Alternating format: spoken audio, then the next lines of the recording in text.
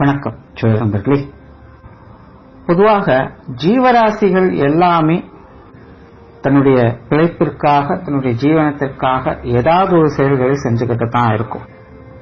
ஆனா எல்லா ஜீவராசிகளுக்கும் ஒரே மாதிரியான காரியங்கள் அப்படிங்கிறது கிடையாது. ஒவ்வொரு ஜீவராசிகளுமே ஒவ்வொரு விஷயங்கள ஸ்பெஷலிஸ்டாக இருக்கும். மனிதர்களுக்கும் அப்படித்தான். எல்லா விஷயங்களையுமே திறம்பட செயல்படுத்திட முடியாது. ஒவ்வொருத்தருக்குமே ஒவ்வொரு விதமான தனித்துவமான டேலண்ட் அப்படிங்கிறது இருக்கும். அதே நேரம் என்னதான் திறமை இருந்தாலும் கூட அமைப்பு அப்படிங்கிற ஒரு விஷயம் இருந்தால் மட்டும்தான் அந்த திறமையை நமக்காக பயன்படுத்திக்க முடியும். அப்படி அமைப்பு இல்லாத பட்சத்துல அந்த திறமையானது வெறும் திறமை மட்டும்தான். அதனால பிரயோஜனம் அப்படிங்கிறது கிடையாது. அப்படி ஜோதிடத்துல ஒவ்வொருத்தருக்கும் என்ன மாதிரியான ஜீவன அமைப்புகள் இருக்கு, அதை எப்படி அவங்க செயல்படுத்துறாங்க, அதுல என்னென்ன விஷயங்கள் அவங்களுக்கு பொருந்தும் பொருந்தாது அப்படிங்கறதெல்லாம் தனித்தனியாகவே சொல்லப்பட்டு இருக்கு. ஸோ அதை பத்தி தான் இந்த பதிவுல நம்ம பார்க்க போறோம். அந்த பதிவை பார்க்கறதுக்கு முன்னாடி ஒரு சில விஷயங்கள், இங்க சொல்லக்கூடிய விஷயங்கள் எல்லாமே லக்னத்திற்கு மேஜரா பொருந்தும்.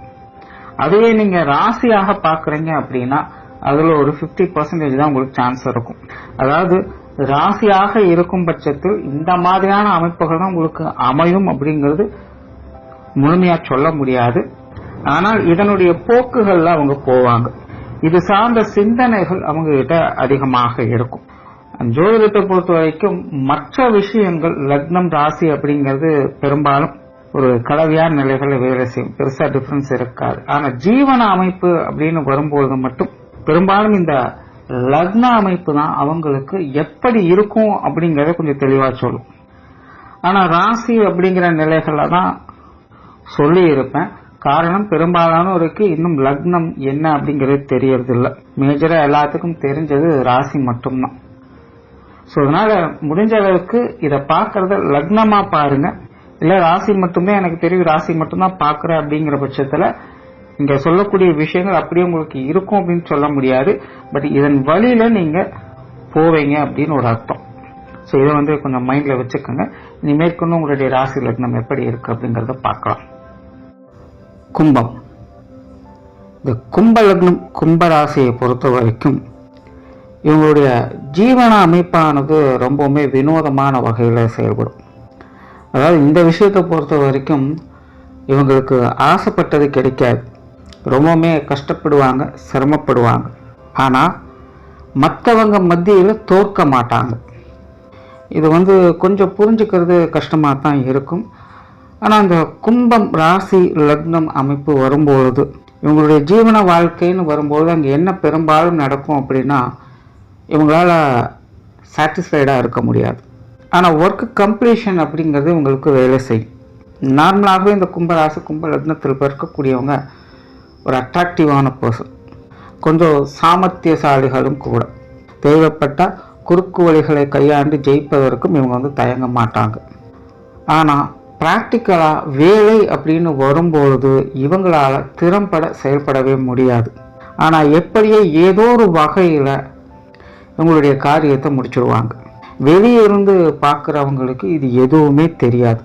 ஸோ அதனால் இவங்களுடைய ஒர்க்கிங் ஸ்டைல் அண்ட் ப்ரொசீஜர்ஸ் என்ன நடந்தது, எப்படி நடந்தது எல்லாமே அது இவங்களுக்கு மட்டும்தான் தெரியும். ஆனால் வெளியே இருந்து பார்க்கக்கூடியவங்களுக்கு எல்லாமே நார்மலாக இருக்கிற மாதிரி தான் தெரியும். இவங்க அதை சரியாக சக்ஸஸ்ஃபுல்லாக செஞ்சுட்டு இருக்கிற மாதிரி தோற்றத்தை அமைச்சிடுவாங்க.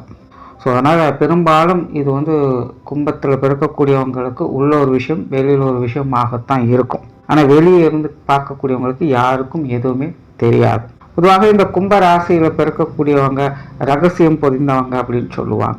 ஆனா உண்மையிலேயே இந்த கும்ப ராசி கும்ப லக்னத்தில் பிறக்கக்கூடியவங்க ரொம்பவுமே வெளிப்படையான ஆட்கள் அப்படின்னு பல பதிவுகள்ல சொல்லியிருக்கு. இவங்க இயற்கையாகவே மோர் எக்ஸ்பிரசிவ். அவங்களால மற்றவங்களோடு பழகாம பேசாம இருக்கவே முடியும். உண்மையில கும்பராசி கும்ப லக்னத்தில் பிறக்கக்கூடியவங்க தன் சுற்று வட்டாரத்தில் இருக்கக்கூடிய எல்லாருமே தெரிந்து வச்சிருப்பாங்க. குறிப்பா உறவினர்களுடைய சேர்க்கை இவங்களுக்கு அதிகம். எல்லாருடைய பேரையும் மனப்பாடமா வச்சிருப்பாங்க. யார் யாரையோ எங்கெங்கெல்லாம் சொந்த பந்தங்களை இன்னதான் அப்படிங்கிறத தெரிஞ்சு வச்சிருப்பாங்க. அந்த அளவுக்கு பழக்க வழக்கங்கள் அப்படிங்கிறது உங்களுக்கு அதிகமாகவே இருக்கும். இவங்க ஒளிவு மறைவோடு இருக்கக்கூடியவங்கள ரொம்பவுமே வெளிப்படையாக இருக்கக்கூடியவங்க தான். ஆனா கும்பம் எங்க ரகசியமாக இருக்கும் அப்படின்னு பார்த்தீங்கன்னா அது அவங்களுடைய காரியங்கள்ல தான்.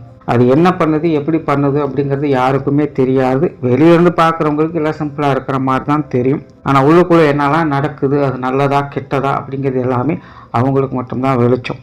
அதனால் இது மற்றவங்களால சரி தவறு நல்லது கெட்டது அப்படின்னு எந்த ஒரு ஜட்ஜ்மெண்ட்டும் பண்ண முடியாது. சூழ்நிலைகள் எப்படியோ அதற்கு தகுந்த மாதிரி செயல்படக்கூடியது இந்த கும்பம்.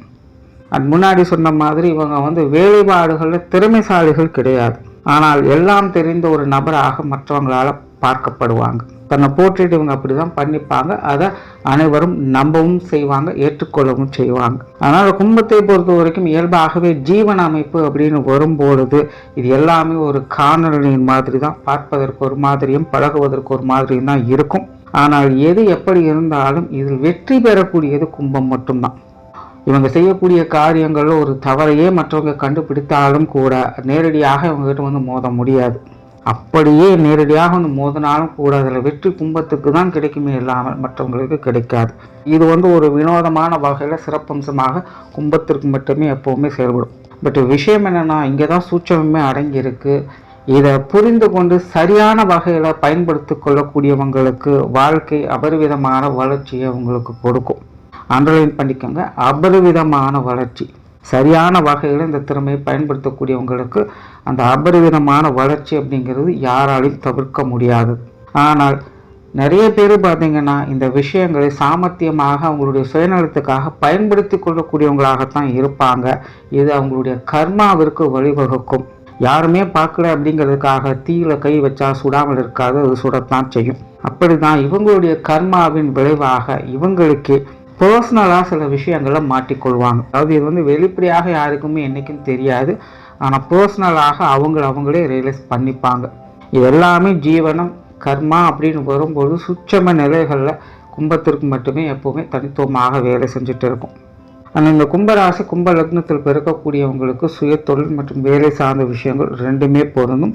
பட் சுயத்தொழிலை காட்டிலும் வேலை சம்பந்தப்பட்ட விஷயங்கள் கொஞ்சம் கூடுதலாக நன்மைகளை கொடுக்கும். ஜென்ரலாகவே இந்த கும்பத்தில் பிறக்கக்கூடியவங்க சுயத்தொழிலில் ஈடுபடுவாங்க. பட் அவங்களுக்கு பர்சனலாக இன்ட்ரெஸ்ட் அப்படின்னு பார்த்தீங்கன்னா அது வேலை விஷயங்கள் அதிகமாக இருக்கும். குறிப்பாக இவங்களுக்கு இந்த காலத்திற்கு தகுந்த மாதிரியான மாற்றங்கள் உள்ள வேலை தொழில் அமைப்புகள் சூட் ஆகும். புதுசாக வரக்கூடிய விஷயங்களை நோக்கி போவாங்க. ஒரே மாதிரியாக இருக்கக்கூடிய விஷயங்கள் இவங்களுக்கு சலிப்பு தட்ட தான் செய்யும். அதே போல் எதை செஞ்சாலும் கொஞ்சம் ஆடம்பரமாக கிராண்டாக செய்யணும்னு விருப்பப்படுவாங்க. குறிப்பாக மற்றவங்களுடைய பாராட்டுக்கள் பெறணும் அப்படிங்கிறதுக்காக சில விஷயங்களை அவங்க வாலண்டியராகவே செய்வாங்க. இது மற்றவங்களுடைய பார்வைக்கு இவங்களை கொஞ்சம் தற்பெருமையாளர்கள் அப்படின்னு கூட காட்டும். பட் அதை பற்றியெல்லாம் இவங்க கவலைப்பட மாட்டாங்க. என்ன செஞ்சாலும் அதில் தன்னுடைய லேபிள் இருக்கணும் அப்படின்னு இவங்க கட்டாயமாக விருப்பப்படுவாங்க. இந்த கும்பத்தில் பிறக்கக்கூடியவங்களுக்கு இந்த தொழில்நுட்பம் சார்ந்த விஷயங்கள், உணவு சம்பந்தப்பட்ட விஷயங்கள், ஆன்மீக தொடர்புடைய விஷயங்கள், மாமிசம் தொடர்புடைய விஷயங்கள், எலக்ட்ரிக்கல் எலக்ட்ரானிக்ஸ், ஆடம்பரமான பொருட்கள், அந்நிய மொழி சார்ந்த விஷயங்கள், மீடியா சம்பந்தப்பட்ட விஷயங்கள், இயலிசை நாடகம் போன்ற விஷயங்கள், டிரான்ஸ்போர்ட் மற்றும் டிராவல் சம்பந்தப்பட்ட விஷயங்கள், ஆன்மீகம் தொடர்புடைய விஷயங்கள், இரும்பு மற்றும் நெருப்பு சம்பந்தப்பட்ட விஷயங்கள், ஆடை ஆபரணம் சார்ந்த விஷயங்கள், மருந்து மற்றும் ரசாயனங்கள் சார்ந்த விஷயங்கள், பார்ஷியலா சிலருக்கு இந்த எஜுகேஷனல் சம்பந்தப்பட்ட விஷயங்கள் மற்றும் கட்டுமானம் சார்ந்த விஷயங்கள், வெளியூர் சார்ந்த விஷயங்கள், தொல்பொருள் ஆராய்ச்சி, மேஜிக் மாதிரியான கண்கட்டு வித்தைகள், ஹோல்சேல் பிஸ்னஸ், ஆன்லைன் சம்பந்தப்பட்ட விஷயங்கள், ஸ்பெக்குலேட்டிங் சம்பந்தப்பட்ட விஷயங்கள், இப்படி பல விஷயங்கள் கும்பராசி கும்ப லக்னத்தில் பிறக்கக்கூடியவங்களுக்கு பொருத்தமானவையாக இருக்கும். கும்பத்தை பொறுத்த வரைக்கும் என்ன ஒரு பெரிய விஷயம் அப்படின்னா, இது காரியத்தை காட்டிலும் காரியத்தை விளம்பரப்படுத்துறதுல தான் ரொம்பவுமே மும்முரமாக இருக்கும். அதனால் ஒரு விஷயத்தை இவங்க ரொம்ப ஈஸியாக எல்லார்கிட்டையும் கொண்டு போய் சேர்த்துருவாங்க. ரொம்ப குயிக்காக எல்லா வேலைகளும் நடக்கும்.